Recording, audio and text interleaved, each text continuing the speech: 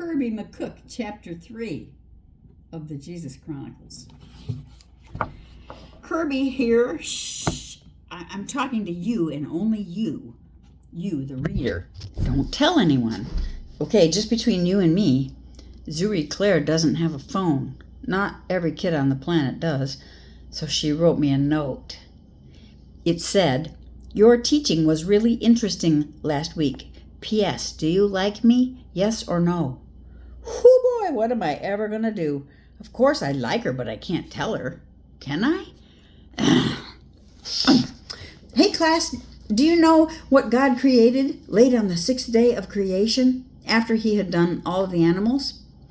God, through Jesus, remember, created one more thing. A dude. A brand new human being. But he didn't look like a baby with chubby cheeks and a fat head. He was a full-grown man, and God named him Adam, meaning human being. Yep, Adam's name was just man. Like, hey man, how's it going? At first, Jesus created only one human, and it's important to get this because later we see how we were all in this one human. We're all chips off the same block, as Grandpa would say. This man that God created in his image.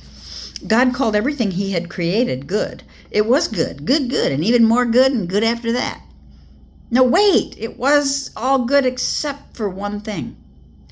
God didn't change his mind or create something not good, but something was missing.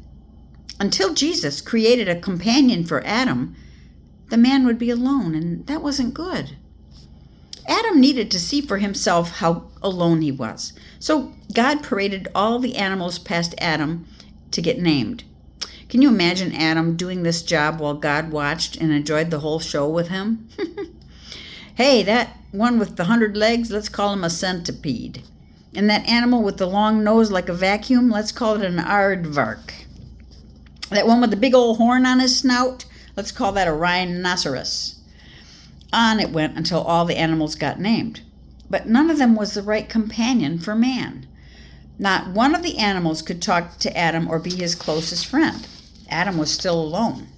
So God put Adam into a deep sleep and took one of his ribs and made it into another human, a woman called Eve. God introduced Eve to Adam, who was super excited to meet her. God told Adam and Eve, have babies, fill the earth, and rule over it. God placed the two humans in a perfect environment called the Garden of Eden, where they had everything they needed. When Adam and Eve got hungry, they could eat right from the garden. Juicy oranges picked right off a tree, grapes and blueberries and strawberries as candy. Candy. Adam and Eve didn't get bored because they were busy taking care of the garden. It was not really back-breaking work that makes you hot and gross and sweaty and tired. No more thorns or thistles in the ground to worry about. God gave Adam and Eve refreshing work, the kind that's so much fun you forget it's work, the kind that's meaningful and makes you feel good at the end of the day. For entertainment, Adam and Eve watched the animals. Did you ever see a monkey swing through the trees? Maybe Adam and Eve jumped on an antelope's back and raced across the meadow. They probably laughed to see puppies yip yep and tremble and bounce around. Best of all, each evening in the cool of the day, God came and took a walk in the garden with Adam and Eve. And as they walked, God listened and talked with the two humans he'd created. And everything was really, really good. Part of all this goodness was one special ability that God gave Adam and Eve. The ability to make choices. See, God didn't want them to be robots, machines that were programmed to do whatever he wanted. He longed for Adam and Eve to love and trust and obey him freely because they chose to. So Jesus planted a tree in the middle of the garden and told Adam and Eve, see that tree? Don't eat the fruit on that one. Not ever. That's the tree of the knowledge of good and evil. And if you eat that tree's fruit, you'll be disobeying. If you eat that fruit, you'll know evil and you'll die.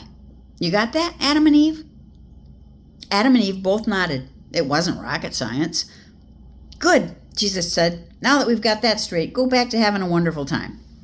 Okay, pop quiz. Question, what was the one thing Adam and Eve were not supposed to do? Well, hama lama ding dong, I knew you were smart. But will Adam and Eve pass their test? We'll see next week. Kirby's notes. Stick inside your brain. There is no fear in love, but perfect love drives out fear. We love because he first loved us. 1 John 4:18-19. Want to read more? Genesis 2-3. Stay tuned for the next chapter.